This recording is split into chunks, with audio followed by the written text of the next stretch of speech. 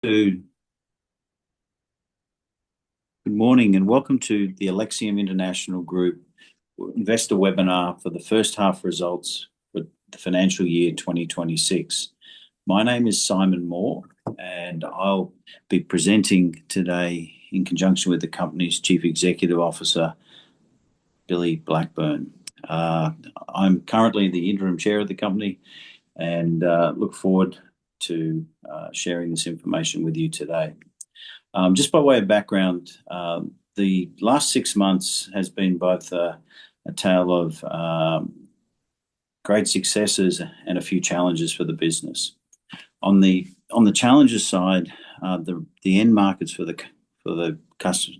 company's products remain difficult, and that has been reflected in the sales and operating performance over the first half. On the other side, there's been great success for the company with its recent acquisition of Microtech and through the continued strengthening of our management team, such that they're in a position today to take advantage of the opportunities the combination of Alexium and Microtech bring. I'll move firstly into a discussion of the results and then hand off to our Chief Executive Officer, Billy Blackburn, to discuss his initial thoughts about the acquisition of Microtech, what we've found there, and then to outline a little bit of the vision for the business in the near term, and where he feels the revenues in particular and some of the combination benefits are going to play out between now and the end of the financial year. Billy, could we please move to the next page? And we're now on page 3, just quickly to touch on the results for the first half. As alluded to earlier, the operating performance of the business over the first half was disappointing. We had anticipated a stronger recovery in end customer demand, and unfortunately, despite strong plans on behalf of many of our clients, that planning did not translate into customers for the end products actually buying product. We ended up with sales decreasing year over year. Pleasingly, the company did a good job at managing the expense side of the business over this period. And over the course of the period, we reported an operating loss before finance costs of just under $1.9 million, and a loss after tax and comprehensive losses of $2.17 million. That loss is a widening from the prior year of almost $500,000, and we were disappointed in that particular outcome. As Billy will allude to going forward, we've started the new year strongly. The first month of January was quiet, and then it appears at the moment both our customers and the Microtech customers are returning to business, and volumes are starting to move in the right direction. I'll leave it to Billy to add a little bit more color on that. In conjunction with the acquisition of Microtech, the company successfully completed an entitlement offer. We thank shareholders for their participation in that offer. As you will have noted, the company's largest shareholders and the directors and Billy were all significant participants in the offer, taking up their rights, but also providing underwriting capacity to the company. The capital raised will be applied for working capital, and the company enters this new trading period post the acquisition of Microtech in a position where it has very little debt on the balance sheet, and with cash in the bank and really the opportunity ahead of it. And with that, I'll pass to Billy. Thank you, Simon. So tonight we're going to talk through the early stages post-acquisition and the outlook for the second half of the fiscal year leading out through the summer here in the States. So uh, good evening to everybody in the United States and good morning to all our friends in the Southern Hemisphere. Thank you for joining. So we completed the acquisition of Microtech and the microencapsulating phase change materials business. Really, we signed in December, but we formally closed in late January on the 28th. So we're really just a little bit over a month into this journey.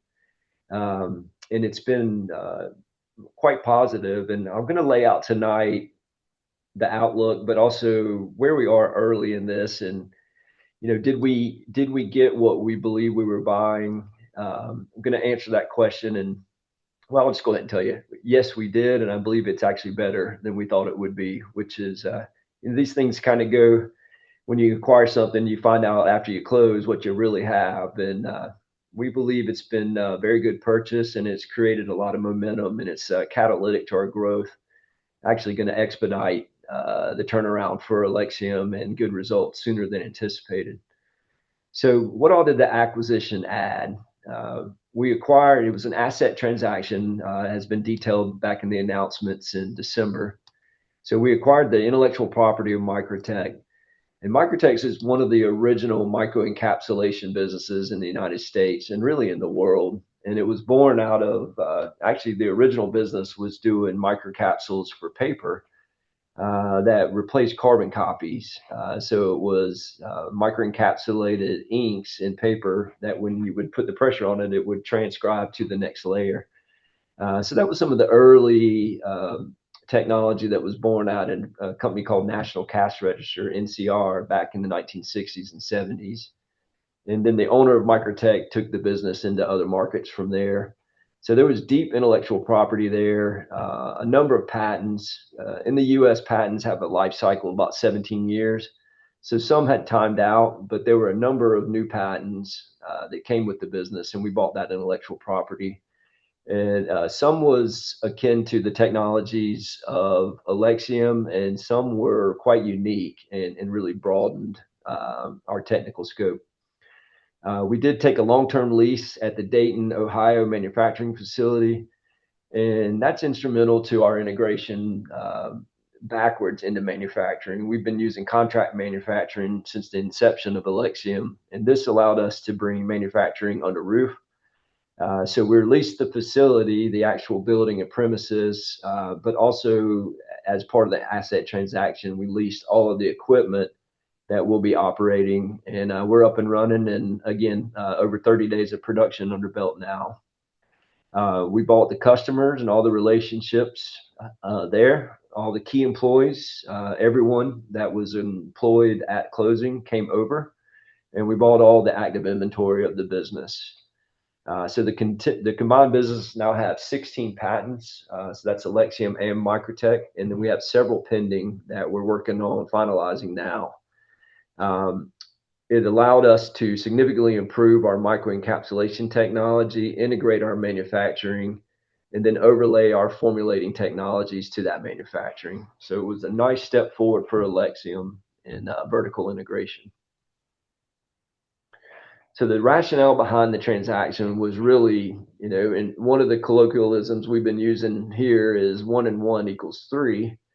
And that's what we're really finding here. So it added a lot of strength to Alexium and the Microtech businesses to bring the two together. So you can see it rounds out the manufacturing for Alexium. The sales strength was brought by Alexium to Microtech. They had attrition over the years and weren't as strong in that area, and were more of a manufacturing centric business taking orders. The intellectual property is, each piece from the two rounds out the puzzle. And then the financial strength is really an expedited timeline to results. And we'll lay that out here later in the presentation. Another thing that it did is it consolidated the market. The MPCM, so microencapsulated phase change materials market, is a niche market, especially in the furniture and bedding space. And there's really three key players that make microcapsules for that market in North America. And this consolidated the three to two. So really, two of the industry leaders became one. So that reshaped that market and allowed for us to leverage that and vertically integrate to speed up our progression. So we're taking the IP to the market and also combining our formulated products on that. So really, what did you get from Microtech? You got great manufacturing, you got great microcapsule technology, and Alexium was a little closer to the end market, to the brands and the final manufacturers that make bedding and furniture for MPCM. So we brought that to the Microtech equation to bring formulated products that move it and integrate it further up channel to the end customer. So that's really the result and the transaction rationale. And early in our transition and integration right now, it's proven to be true. So an integration update at 1 month in, we are happy to report the transition meetings with the customers have been overwhelmingly positive. Most of the customers see this as a good move for themselves, good move for both Microtech and Alexium, and good for the market. They know that the strength of the two is going to be a better result for them, better products, better service, better pricing, better leverage. So we've held introductory meetings with all customers at this point, and I'm happy to report we haven't lost any customers.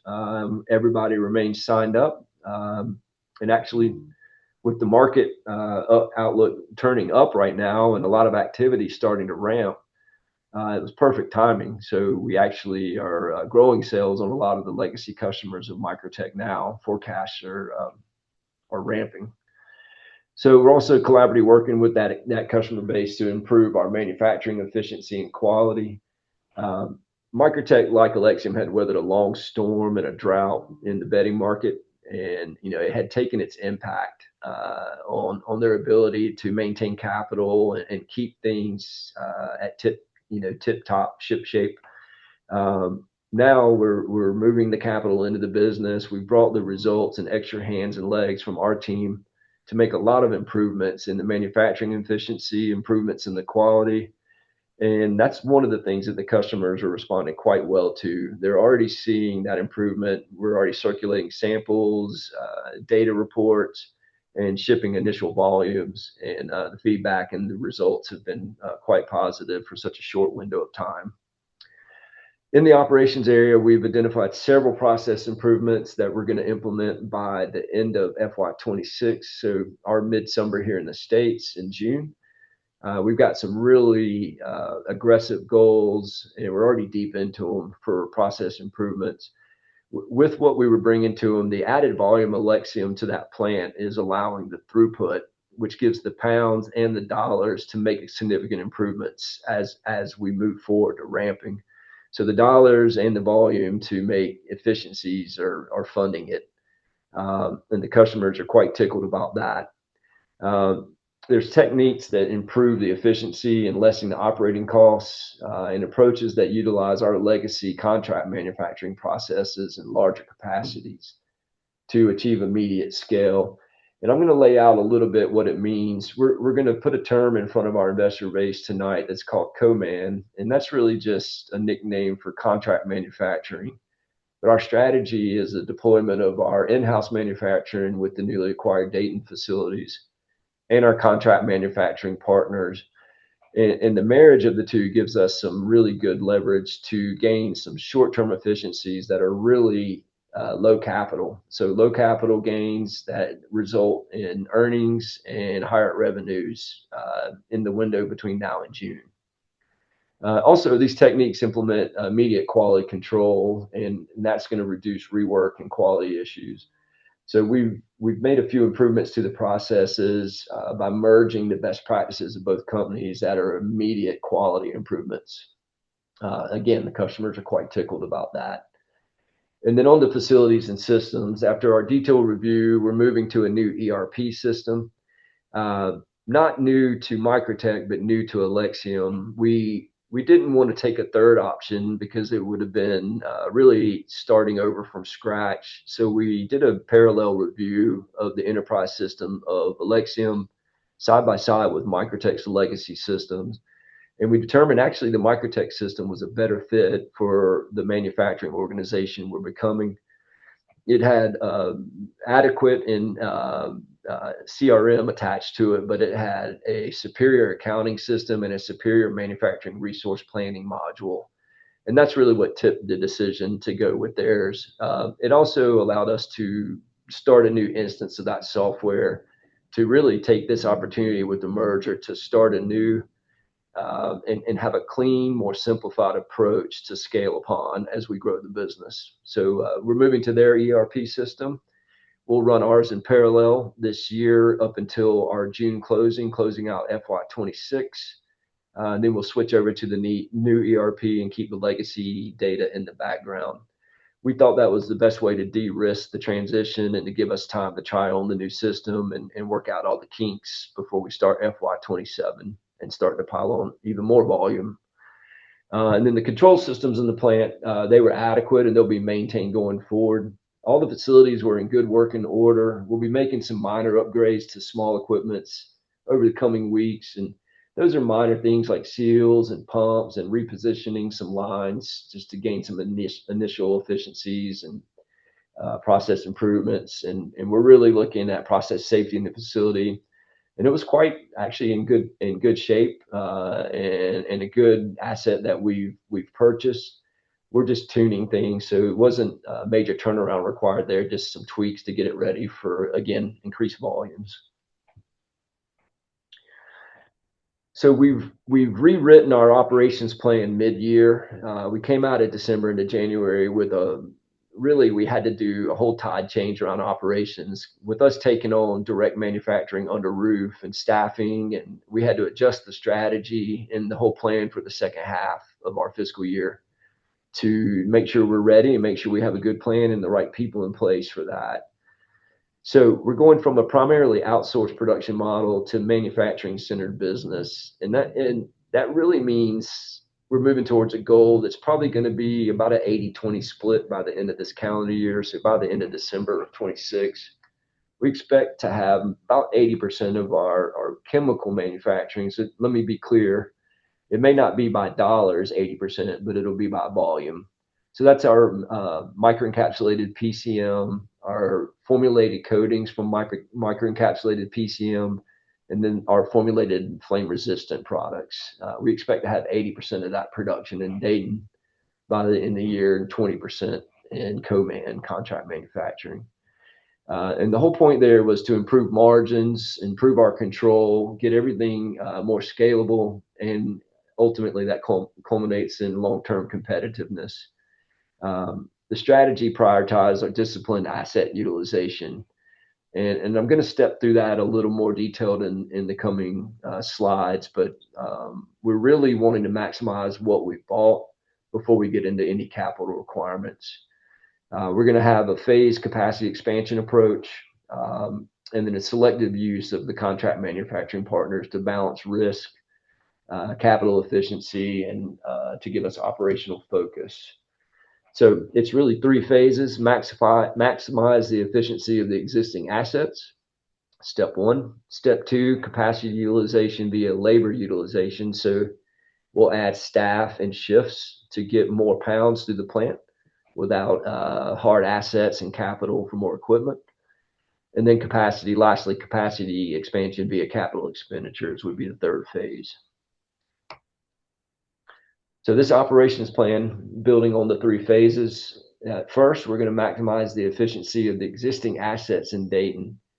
So that comes with process stabilization and standardization there, maximizing yields, throughput, and uptime, significant workforce training and operational discipline, and then the debottlenecking and getting rid of any non-value added activities. So that's phase one, is to get what we've bought as it sits, as it operates to its maximum and safest output. And we believe short-term results really reside there. And we'll lay out the numbers around that in a moment. But no, in this phase, no major capital investments will be made. And again, just fully realizing the capacity and capabilities of the current assets. So that'll play out in the rest of the fiscal year. So second half of FY26. Phase two is where we're going to start to expand the throughput and capacity through labor. And so really it's incremental manpower additions. We have two bullets here. We're going to transition from the current operation, which is 5 days a week, 8 hours, to 5 days a week, 24 hours. That'd be the ultimate goal. And then ultimately we could move to a continuous operation that runs 24 hours a day, 7 days a week. What we didn't put in here is there's some incremental steps before that. We're likely to go to 2 shifts on 5 days a week first. And even before that, there's a baby step we're already looking at, which is a fractional shift that comes in, and it's a partial staff instead of a full staff on a full shift, where they will handle the transition at the end of the day. When you run one shift 5 days a week for 8 hours, you spend a big portion of that shift starting up and shutting down. So first we'll add some operators to basically round out that shift and have it ready for a running start for the next day. And then that'll lay the foundation and path for us to move to a full second shift, which would be a 5 day 16 shift, and then on to 24/5. And I would tell you our forecast between now and the end of the fiscal year supports going to 2 shifts already. So that's exciting. We have a lot of opportunity and demand coming at us quickly. Some of it from the legacy efforts of Alexium and pipeline development. This is the way it always happens in life, folks. Things are all happening at once, and they appear to be happening at once to Alexium now. So it's been a long battle to get to this point, and things are really firing off at the same time. So as we say in the States, it's a high class problem, and we're going to figure it out.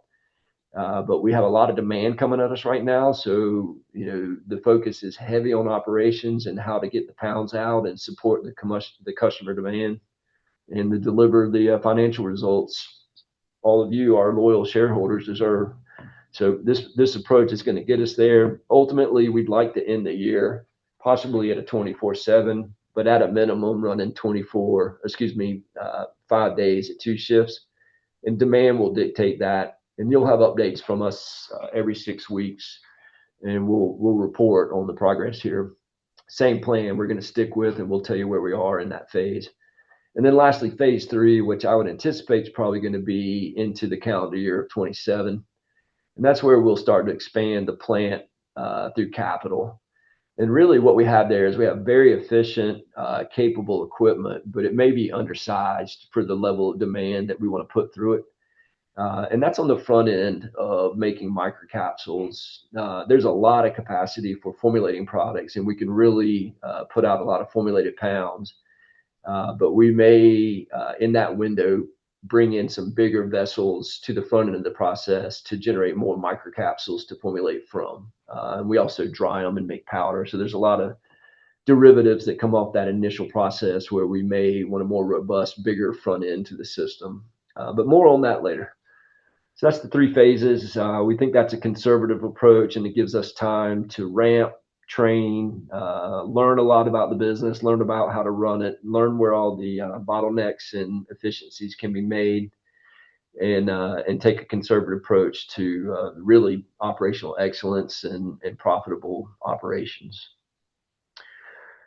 So the operations in practice at the Dayton facility, again, the goal is 80% of our MPCM and MPCM formulating and FR formulating. So I would call that our chemical manufacturing running in-house at Dayton by the end of this calendar year. So by the new year. And we've been visiting the site since really last fall through November, December, and a few more times this year.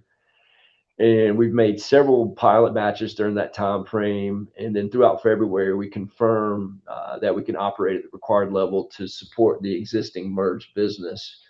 And again, it's ramping, so we're going to add labor to contend with the added capacity needed. So co-man contract manufacturing, we've got an initial plan for production across both Dayton and our existing contract manufacturing partners. So we've got a good mix of what we're going to run where. But I'll caution everyone, it's only 30 days in, so we're executing against that plan right now. It's going quite well, but I would say it's too early to call it a game. And then the contract manufacturers will continue to play a key role in the merge business. Even once we fully ramp up Dayton, we're going to keep contract manufacturing in our strategy and in our mix. We need redundancy to Dayton. So if we were to ever have a problem there, we can shift production and keep customers in business at the other facility. Some of our large customers require that we have redundancy in 2 sites for that reason, to de-risk their business.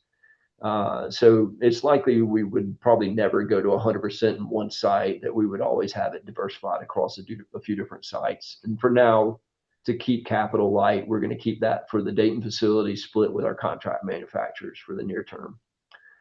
And then cost savings, and we had some forecasted and modeled savings that we did in the performas in looking at the business last year. We found significant savings through bundled volumes and picking the best suppliers of the 2 businesses and going with the biggest savings and the more secure suppliers. We found 7 figures of savings in that practice. Those are now in place. We've negotiated new pricing, and you'll see those savings start to hit the bottom line in earnest in March. And that'll start to ramp in the profit and loss statements and show the bottom line improvement in April and continue to improve through June. We expect those savings to be fully realized as the volumes start to hit the first maximized levels on one shift before the end of this fiscal year. So significant improvement to the bottom line just in savings. And the initial win was really on some of our wax. And wax is one of the core materials that's in the phase change. It's the phase change material that we microencapsulate. And that's one of our largest raw material costs. And we found significant wax cost savings across the combined business. So that's one of the high nails. So on the outlook, customer retention and the reaction has been very positive. So the increased engagement is expected to result in improved manufacturing efficiency. And we're already seeing that early on, as I've reported. And we are reaching better terms because of better volume. So that's going to be another improvement to the bottom line. We have a very strong outlook for sales right now, and several short and medium term opportunities that are being integrated right now and ramped. So for March 26, our revenue, we're projected right now, it's early, and it's I can tell you early in the month, we're already well into this number just in the first week. Is 500,000, and that's compared to the run rate at December for that quarter of 250 a month, which was quite anemic in a soft market. We've already seen a nice uptick. And I would tell you, it's not all related to the Microtech acquisition. We are seeing an uptick in our demand with our customers, our legacy customers of Alexium. And you're going to see the uptick of the Microtech customers too, and then the merged volumes of the 2 continue to ramp through the rest of the fiscal year. To that point, June 26, we're expecting revenues of 750K. And a goal is to get to the run rate in a short window thereafter of $1 million a month, which is a key milestone for the business, to hit $1 million a month and sustain that thereafter. And that's $1 million a month in revenue is a very healthy Alexium, and a good plateau for us to get to fund growth going forward, profitable growth. So on the people side, the integrated management team is largely settled at this point, and we've filled the key roles from players from both businesses. There was little to no redundancy in the org charts between the 2 companies. Being competitors and actually Microtech being a supplier to Alexium in the past, it was interesting to find that when you merge the 2 org charts together, it was actually a lot of strength from both sides. So it resulted in a stronger organization overall. We haven't had to let anybody go, no redundancies or layoffs or reductions. And we believe the team in place right now is adequate for the short term, meaning the next few months. And we're likely to be hiring as the results start to pour in and getting the team ready to scale further. And again, we're going to add roles as the revenue dictates. So really just an eye chart there for where the revenue realization would be on a timeline. So we're already active in PCM for mattresses. PCM for non-mattresses is new for us, and we're going to be forecasting that in the first half of 27. So we're starting to move into the furniture markets, and the acquisition brought a couple adjacent markets for us to play in, and that's actually in the medical space. So medical seating and medical cushioning for non-ambulatory people, wheelchairs and bedding, etc. FR for mattresses, we're active there. We're going to continue to forecast that, and we intend to make those formulated chemistries in Dayton. FR for non-mattresses, so that would be in the military side. We'll be forecasting in first half of 27 in earnest, and we expect it to ramp in the calendar year 27. And as we've reported, we're active with the Army right now in limited user evaluations, and we've made the short list. We expect the bid to be coming out later in the calendar year 2026. And then non-FR PCM products, so that would be our Delcool and Eclipsis. We're going to have some announcements coming before the end of the fiscal year, but we've been awarded a few placements for those products. So stay tuned. They're coming out, and they'll be forecasted in the new budget for the new fiscal year. And then the end of it for me, I would like to say, though, this is a short presentation. We're going to be right back to present to you in April. And what I would say is what we've reported here today really are markers that we're going to measure against in that April presentation. And really our goal is to show the trend is positive, show that the momentum is building, and give you a few markers that we're going to report against in April. And the goal here is really to beat them. So we're being conservative in what we're telling you, and we expect to beat them. So Alexium's had a tough road over the years. We've got a lot of loyal investors that we owe success to. We owe it to our employees. We owe it to our board. We owe it to ourselves. And I believe we're finally at that tipping point. We've been reporting the momentum and the change in strategy for some time. And I believe the momentum from the acquisition of Microtech has been catalytic in speeding up that progression, but I wouldn't point all of it to that acquisition being the thing that's causing the results. It's really a culmination of the last 3 to 4 years of efforts, finally getting traction and getting customer adoptions, getting the right people in place, getting the right plan in place, and then the acquisition is only additive to that and speeding up the transition to a successful manufacturing and sales organization from what was really a technology company that was outsourcing most everything. So we're deep into that transition now, and results are right on our heels. So with that, I think we're going to do a Q&A session, and Simon, Heather's going to moderate the questions if there are any, and then Simon will bring us to a close. So Heather, do we have any questions tonight? No questions so far. No questions. So that'll be quick. So Mr. Chair, we'll turn it over to you to bring us home. Thank you, Billy. And thank you everyone for joining the webinar. And if you're not taking this live, but taking the recording, we anticipate, as Billy flagged, being back with another webinar post our 4C filing, which occurs at the end of April. So realistically, probably in the first week or two of May. Our goal will be to give a further update on where things stand on the new Alexium in terms of the progress we've made, in particular, both on the sales side and the operations side. As you can tell from Billy's tone, we have got a bit of momentum in the business, which is great to see.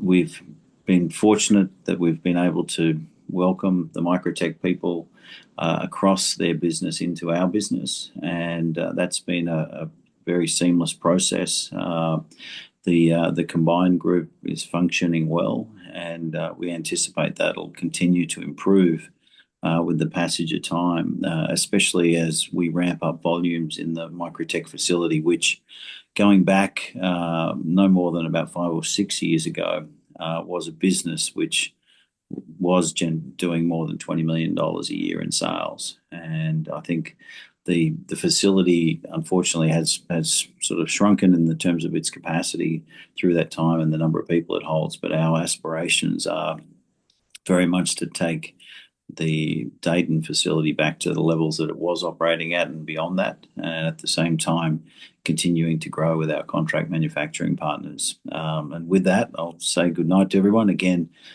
for all investors, thank you for your support and your patience as we've worked to bring Alexium along. It does feel like we're making great progress, and we look forward to giving you another update in early May. Thank you very much. Goodbye. Thank you.